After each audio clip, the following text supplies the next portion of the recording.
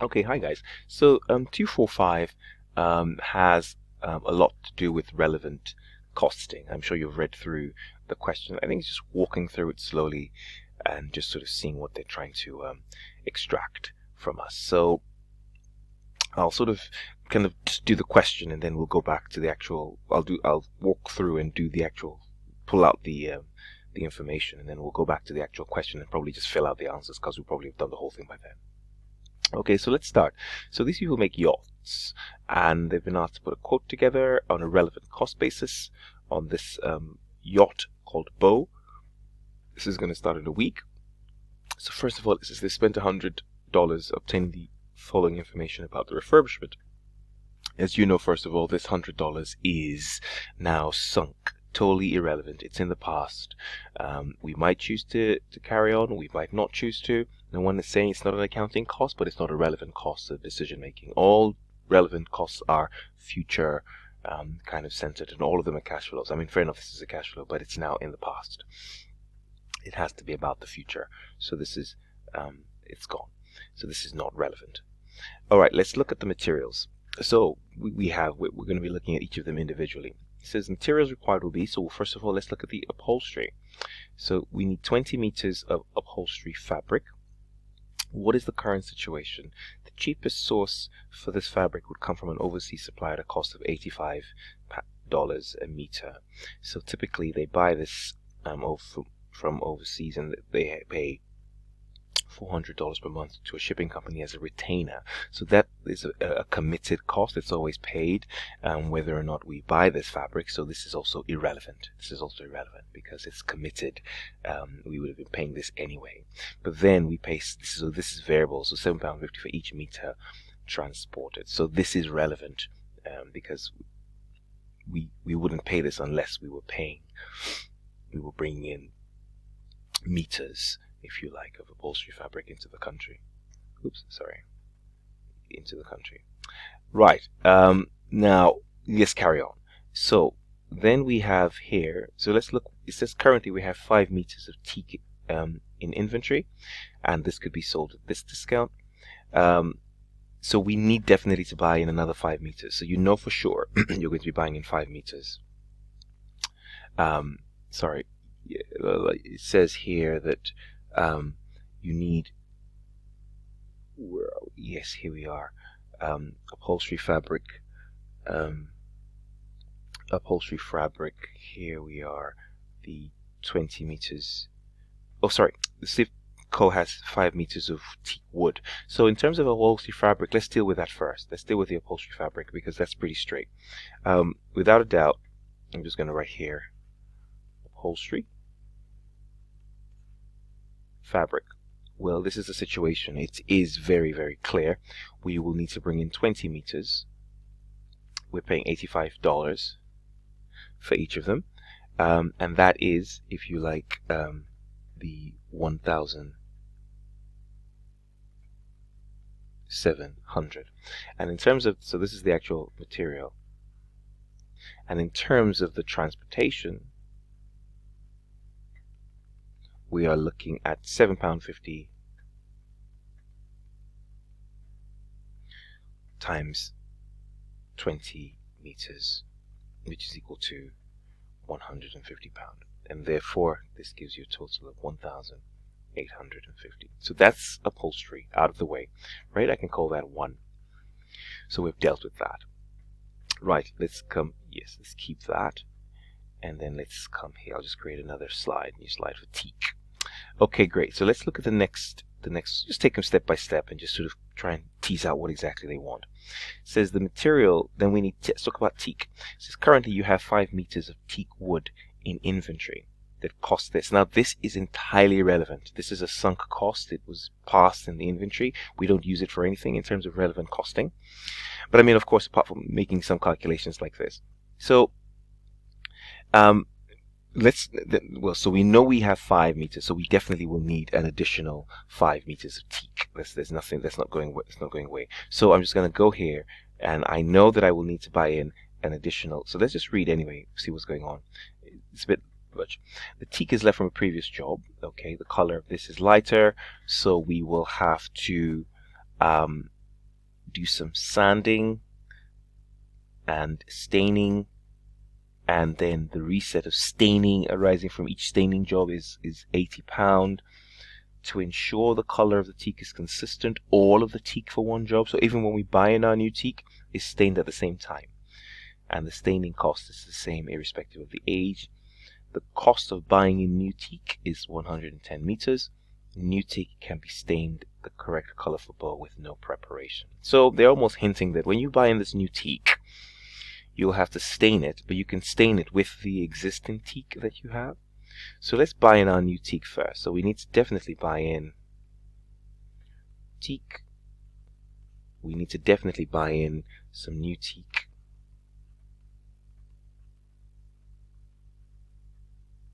And we need to buy in new teak of 5 meters squared of new teak, which is 5 times 110, which is 550. Now let's deal with the old teak. So here's the issue. If you're going back to your revision, now you have 5 meters of teak. Yes, we don't need it anymore. It says it there. It's from a previous job. We're not going to be using it for anything else. If we were, we would be replacing it. That would be the relevant cost. So here's the thing. Yes, we could just take it for free, but that would be, there's no such thing. We have an option. The option is to sell it, if you understand. I mean, we could make, if we don't want it anymore, then sell it. So by you using it, you're basically depriving yourself of that, the opportunity cost of making money from it. So that opportunity cost becomes the relevant cost in terms of making that decision. Because the idea of relevance is that whatever is going to come in must be greater than the cost, than the selling price, or not the, or what we would receive from selling the teak, whatever we're going to come in, when we now compare relevant revenue with relevant costs, so to speak. So in terms of relevant costs, what we now have here is, let's first of all find what the opportunity cost is. So we have 5 meters. We could sell it for basically 95 £95, because it says we can sell it at 5% discount. We can sell that. Then it also tells us that when we get the thing, the color of the stain required by bow for tan is lighter, and we will have to sand it and stain it. And then, but what we would also have to do is to in terms of staining, all the 10 meters would have to be stained. Yes, because it says, let me just read that carefully. They ensure that all the teak for one job is stained at the same time. Okay, great. So we would have to stain. Yes, here we are. That's it. So, or do we? Let me just. I want to be very careful. Yes, we would have to stain all the teak. It's very clear there. All the teak for one job is stained at the same time. So even the new teak has to be stained, but only the old teak has to be sanded. If you see what they're saying here. They don't say, they just say all the teak has to be stained. So be very careful. It's just you really just actually have to read the question carefully. New teak can be stained. So we know we have to stain the new teak, but we don't have to sand it, but we have to sand the old teak. Okay, great. So what are we saying therefore? So first of all, we have the opportunity cost of using this thing, which is therefore 5 meters squared. This is the existing teak times, if you like, 95% of £100, 95% times £100, which gives us £475. That's the opportunity cost. So we're losing out on £475 by using the teak, which makes it the relevant cost. So let's sand the existing teak. Sanding. The existing teak is 14 pounds times the 5 meters. This is the existing teak that we're sanding, which gives us £70. And then let's stain this existing teak, and that's £4.50 times 5 meters, which is equal to £22.50.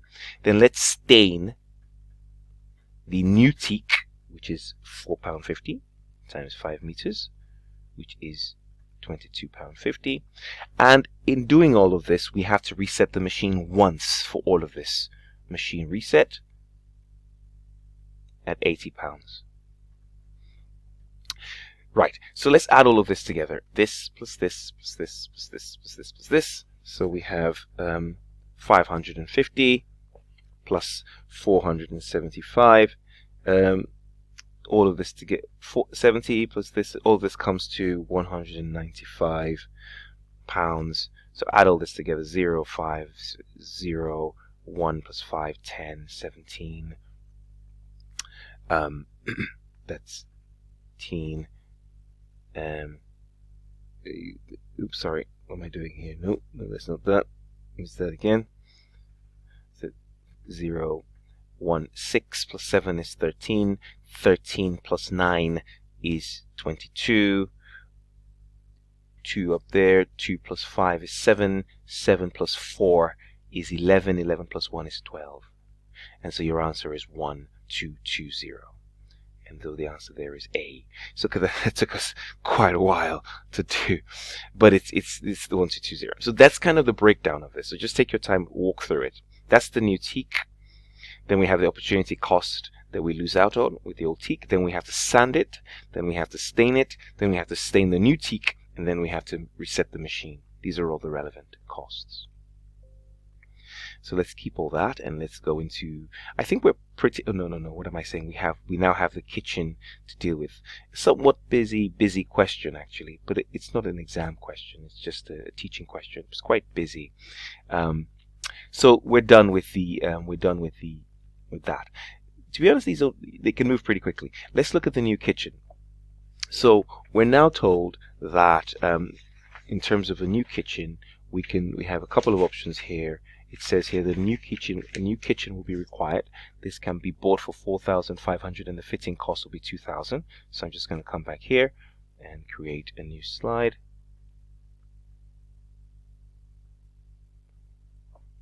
Right, so our options are new kitchen from scratch. So buy in new kitchen, $4,500. Fitting, $2,000. Giving a total of $6,500. That's that. Keep. Or it tells us that we can, says we have the option that the materials, or we could choose alternative. The existing kitchen can be refurbished, so we can do it in-house. So it says the materials will be £4,000, 40 hours of semi-skilled labor, and the fitting will be 10% less than a new galley. So we would spend 10% less in terms of fitting than we would if we bought the new one. So let's just do that. 4,000. So fitting, materials, 4,000. Labor, we're told, is 40 hours times £15 an hour, or $15 an hour, which takes you to 600. Yes, takes you to 600. And then it tells us that fitting, we can get it at 10% less. So basically 90% of 2,000, which is 1,800. So we do this, and what do we get? We get 6,400. So in terms of relevance, of course, we take the cheaper option. Cheaper option in terms of relevance. And so the fitting cost, if you like, the new kitchen refurb. So that's buy-in, and this is refurb. So the answer here becomes 6,004. 100. Okay, great. So that's there you go. So so the answer there is 6,400 for the kitchen. Okay. So finally, finally we now have the last bit of that question, which is talking about labor. Again, I think you just have to watch it very carefully. So we're told that we need 100 hours of skilled and 56 hours of unskilled labor for the upholstery and the flooring work. And the skilled labor, it says the skilled labor is paid £25 an hour, is currently employed in another job where they will earn a contribution of 6. So you need 100 hours of this, and they are at full capacity. So in a way, this is some slightly easier. Alternatively, skilled labor can be employed, but the new employees will require training 14 for the first 10 hours. So the argument here is that if you have the option here of taking away these guys from what they're currently doing, so two things will happen. You will still pay them because it's variable. It's not like they're salaried. Their cost is variable, so you will still pay them £25 an hour. But you will also lose. So whatever is the key point again here, the whole idea of relevant costing is that the relevant revenue better be more. Otherwise, it's not worth it. Or what you're currently doing, it better be more than the opportunity cost. So technically, this contribution is an opportunity cost. By you taking them away, they are losing out on $6 an hour. So you better make sure that it's worth it. So what we now have is, in effect, for the first part, what we're saying is that, in effect, what we are saying for the first part is that for the fully existing workers, you will still have to pay for the 100 hours because that's what you need. You will still have to pay the $25, sorry, pound dollars, like just you know what I'm talking about, times 100 hours, which is 2,500. But you will also have to accept this loss opportunity cost of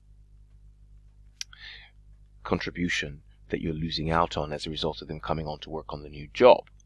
Right? That's the issue here, because we're making decisions. In accounting, we wouldn't look at it. If we're actually preparing the accounts, we wouldn't do it like this. But in terms of making that decision, this is relevant. Or what you would do is, okay, I will have to first of all train these guys. I've got some new people in. I'll train them for the first 10 hours. It's 140. And then they can then do the work. And then I'll pay them normally. And if you think about this option, it is cheaper.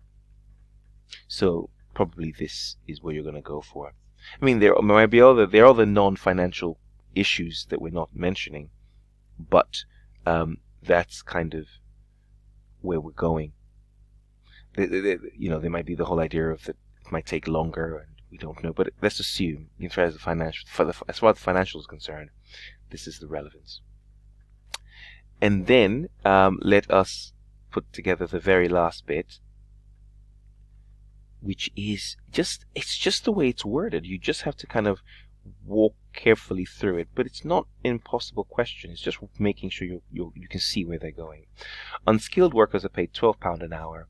Each of the 5 workers is guaranteed a minimum wage of 420 hours. So I think that's the first step. And then it says each unskilled worker has enough work for the next 3 weeks of 372. So a bit of information there, but it's just so you can see what's going on here. I'm sure you probably picked it up as to what they're saying here. So you have each worker.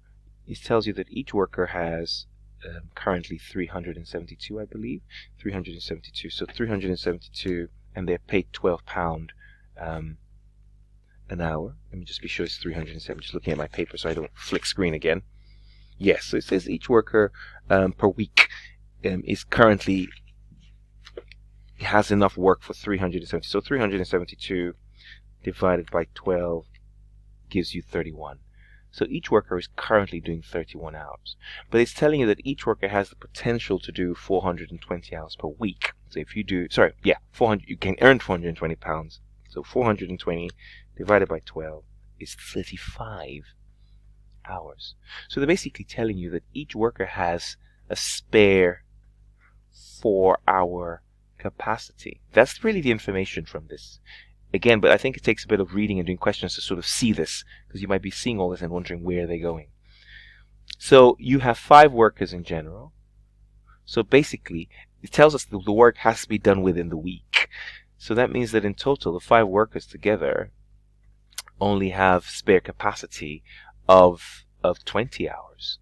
So you need to go out there and you need to bring in, because I think it says here that you need 56 hours. So please, I'm sure you're looking at the question. We'll go out. You need 56 hours of unskilled labor, but you currently only have 20 hours, 20 hours spare. So you will get the 20 hours from your workers in-house, and you will need to go out there or you will get them to then do it overtime. So it says here, I believe, it says the work must be completed and overtime is paid at time and a half. So to get them to do the 36 hours, you'll have to get them to do it for time and a half. So what does that mean? So it means that you will do 20 hours at £12, because yes, that is spare. And then you'll get them to do 36 hours at 12 plus 6, which is 18. So here we have 240 in terms of 20 hours times 12, and then we will also have 36 times 18, which is 648, if you like. And so that gives us 888, and that's 888. Okay, cool, great. And that's kind of this question. So if we go back to the actual question, we're 21 minutes in and we still haven't looked at the exam paper, because it is slightly, I guess I'm doing it in detail. So when we now look at the answers, what do they want from us? Okay, then there's some other costs here. They do this. They've got factory rates, plants and depreciation, interest and profit. We'll deal with that as we go through the question. So they ask us what costs should be included in the quote for upholstery, fabric, and the kitchen. We've done that. I think this was we're basically just going back to those slides. We've done all of that. What quote should be in the teak wood? We've done that. It was 1,200. So just go back. I think this is 1,850, and this is 6,400 for question 1. This is 1,220. What should be included for labor? And we've done that as well. In that third slide, this was 880, and for skilled labor, I believe it was skilled labor, it was 2,640. Yes. Then finally, they ask us which option correctly classifies these costs. So factory rates. I mean, I guess I could. Oh, perfect! I can do this now. Here. Yeah. So which option correctly classifies these costs? Please tick a box. So in terms of factory rates, well, these are committed costs. You know, you will do them whether or not you like it. It will be paid for. It's already been paid for, irrelevant to whether or not we take this project. As is interest, because the interest is to do with machinery, and it's not to do with anything specific to this project per se. It isn't actually. You didn't buy any. It's not like particular to the project. This would be paid for. Depreciation is a notional cost. It's not a real cash flow. You know, it's this sort of kind of accruals based thing we put in for accounting purposes, for accruals, not because it's a real cost. And that's that. Then, of course, here, which of the following is true? The £100 spent should be included. No, we agreed that this is a sunk cost. SIP should consider the effect of the tax will pay and as a relevant cost. Yes, this is true. They might get some capital allowance. They might get some R&D. I don't know, but that will definitely become, as a result of all of this refurb, there will be tax implications. Opportunity cost arises when a scarce product which has an alternative use is used in a project. This is the definition. Relevant costing techniques should be used in CVP. No. Relevant costing is used in short-term decision making. If you like, decision making is all about relevant cost. So the answer is 2 and 3. 25 minutes. Oof, well done. Okay, great stuff. And that's that question. Slightly long, and I'll see you in the next question.